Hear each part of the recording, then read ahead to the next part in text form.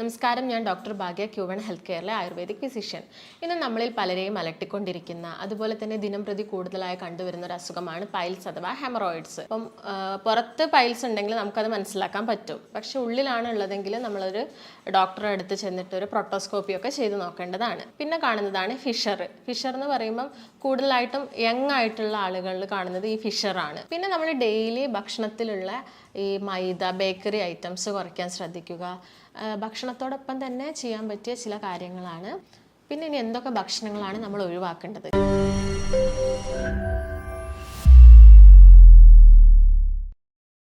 നമസ്കാരം, ഞാൻ ഡോക്ടർ ഭാഗ്യ, ക്യൂവൺ health കെയറിലെ ayurvedic physician. ഇന്ന് നമ്മളിൽ പലരെയും അലട്ടിക്കൊണ്ടിരിക്കുന്ന, അതുപോലെ തന്നെ ദിനം പ്രതി കൂടുതലായി കണ്ടുവരുന്ന ഒരു അസുഖമാണ് പൈൽസ് അഥവാ ഹെമറോയിഡ്സ്.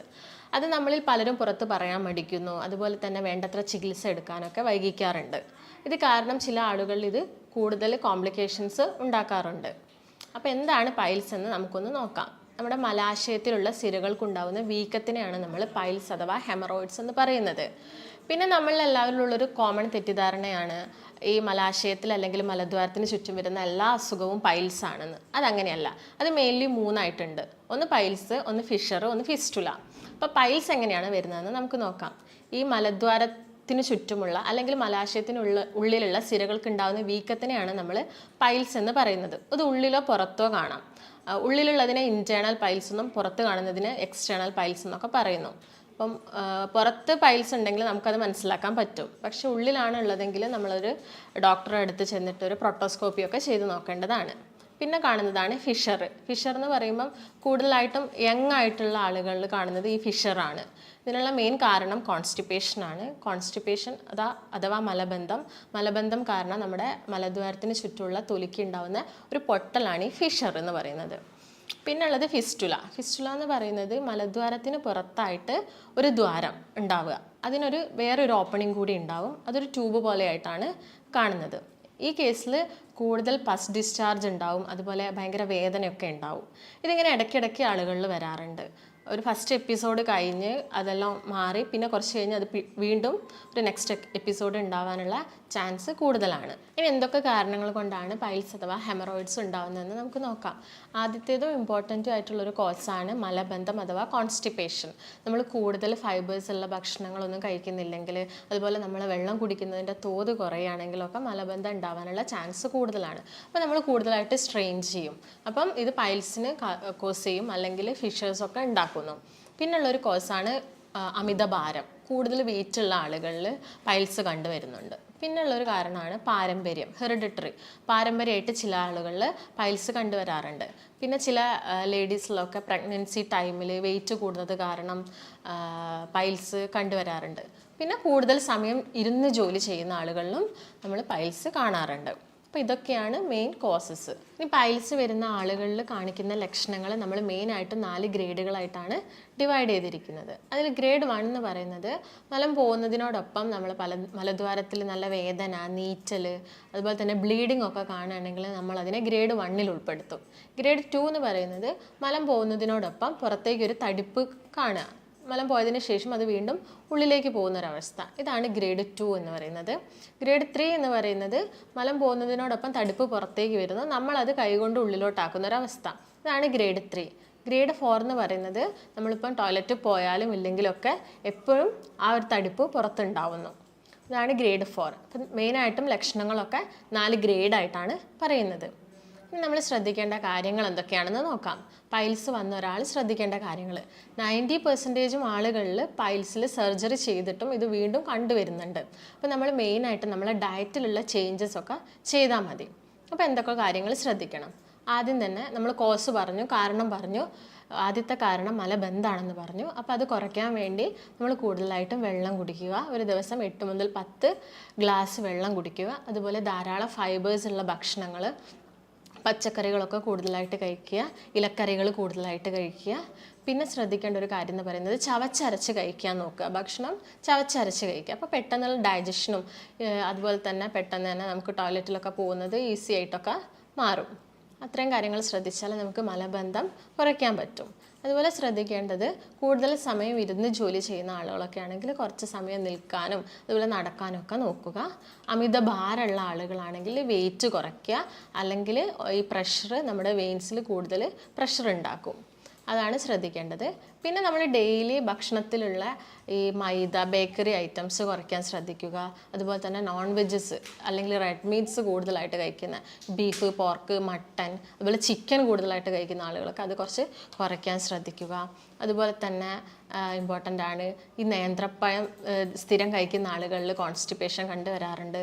അപ്പം ആഴ്ചയിൽ ഒരു 3 ദിവസം, അതുപോലെ മുട്ട കഴിക്കുന്നവരിൽ കോൺസ്റ്റിപ്പേഷൻ കണ്ടുവരുന്നു. ഇതൊക്കെ ആഴ്ചയിൽ ഒരു 3 ദിവസം കഴിക്കാൻ നോക്കുക. അതുപോലെ തന്നെ ശ്രദ്ധിക്കേണ്ട ഒരു കാര്യമാണ് കോഫി. ഈ കോഫി കുടിക്കുന്ന ആളുകളിൽ കോൺസ്റ്റിപ്പേഷൻ ഉണ്ടാവാറുണ്ട്. അപ്പം കോഫി കുടിക്കുന്നതൊക്കെ മാക്സിമം കുറച്ച് കൊണ്ടുവരിക. ഇതൊക്കെയാണ് നമ്മൾ കൂടുതലായിട്ടും ശ്രദ്ധിക്കേണ്ട കുറച്ച് കാര്യങ്ങൾ. ഇനി എന്തൊക്കെ കാര്യങ്ങൾ നമുക്ക് ഭക്ഷണത്തിൽ ഉൾപ്പെടുത്താമെന്ന് നോക്കാം. അത് മെയിനായിട്ട് നമ്മൾ പറഞ്ഞ കാരണം മലബന്ധമാണെന്ന് നമ്മൾ പറഞ്ഞു കഴിഞ്ഞു. അപ്പോൾ മലബന്ധം കുറയ്ക്കാൻ വേണ്ടിയിട്ട് നമുക്ക് കൂടുതലായിട്ട് നമ്മൾ സാലഡ്സ് യൂസ് ചെയ്യുക. ഭക്ഷണത്തിന് മുമ്പൊക്കെ കുറച്ച് സാലഡ്സ് കഴിക്കുന്നത് വളരെ നല്ലതായിരിക്കും. അതുപോലെ തവിടുള്ള അരി കൊണ്ടുള്ള ഭക്ഷണം കൂടുതലായിട്ട് കഴിക്കാൻ ശ്രദ്ധിക്കുക. നമ്മളെ വൈറ്റ് റൈസിൻ്റെ ഉപയോഗം കുറച്ചിട്ട് തവിടുള്ള അരി കൂടുതലായിട്ട് യൂസ് ചെയ്യാൻ നോക്കുക. അതുപോലെ തന്നെ നമ്മൾ നാട്ടിലൊക്കെ കിട്ടുന്നൊരു സാധനമാണ് ചേന എന്ന് പറയുന്നത്. ചേനയുടെ കൂടെ കൂടുതൽ ചെറിയുള്ളിയും അതുപോലെ തന്നെ വല്യുള്ളിയും ഒക്കെ മിക്സ് ചെയ്ത് കഴിക്കുന്നത് പൈൽസിന് നല്ലതാണ്. ഇപ്പോൾ ചേന പോലെ തന്നെ ഇമ്പോർട്ടൻ്റ് ആണ് ഈ കാട്ടുചേന. പക്ഷേ നമ്മളെ നാട്ടിലൊക്കെ കിട്ടുന്ന അവൈലബിലിറ്റി കുറവായതുകൊണ്ടാണ് ചേന യൂസ് ചെയ്യാൻ പറയുന്നത്.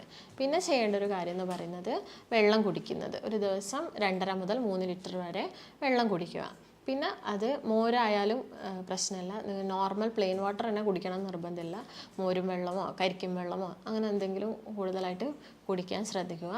പിന്നെ നോക്കേണ്ട ഒരു കാര്യം എന്ന് പറയുന്നത് കൂടുതലായിട്ട് ഇലക്കറികൾ നമ്മുടെ ഇലക്കറികൾ മോഷൻ ഈസി ആക്കാൻ സഹായിക്കുന്ന ഒരു സാധനമാണ്. ഇലക്കറികൾ കൂടുതലായിട്ട് മുരിങ്ങയില, ചീരയില, തൈതാമയില അതൊക്കെ നമ്മുടെ നാട്ടിൽ കിട്ടുന്ന ഇലക്കറികളാണ്. അപ്പോൾ അതൊക്കെ കൂടുതലായിട്ട് യൂസ് ചെയ്യുക. അതോടൊപ്പം തന്നെ ചെയ്യേണ്ട ഒരു കാര്യം ഇഞ്ചിയുടെ നീരും അതുപോലെ തന്നെ തേനും കൂടി മിക്സ് ചെയ്ത് കഴിക്കുന്നത് നല്ലതാണ്. ഈ പൈൽസൊക്കെ ഉള്ള ആളുകൾക്കത് നല്ലൊരു മെഡിസിനാണ്.